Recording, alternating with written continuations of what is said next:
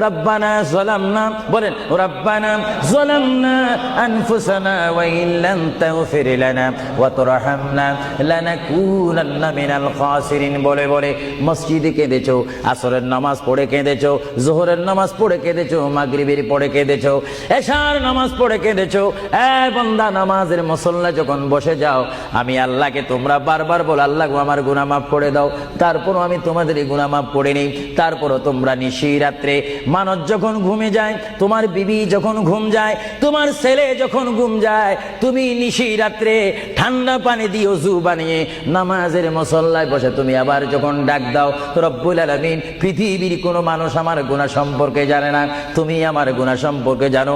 আমি এমন গুনাহ করেছি আমার বিবি জানে না, বিবি গুনাহ করেছে আমি জানি না। আল্লাহ তুমি সব কিচ্ছু জানো। হে আমার প্রভু, তুমি আমাকে মাফ করে দাও। আমার আল্লাহ বলে, তারপরও যদি তোমাদেরকে আমি মাফ না করি, তারপরও বান্দা তোমরা আমার রহমতের দরজা থেকে ফিরে যাইও না। আমি তোমাদেরকে হুকুম দিচ্ছি, ওয়ালাউ আন্নাহুম ইয যালামু আনফুসাহুম জাউকা, বান্দারে যদি গুনাহ করে ফেলো, আমার রহমত থেকে মুখ ফিরে তুমি চলে যাইও না।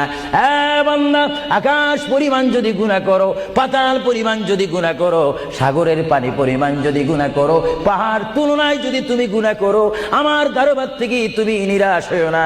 এ বান্দা, আমি তোমাকে একটি রাস্তা বাতাই দিচ্ছি, একটি পথ তোমাকে আমি দেখাই দিচ্ছি। সেই পথটি কোন পথ তোমরা জানো?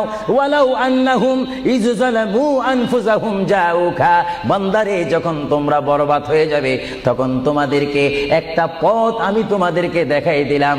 সেই পথটির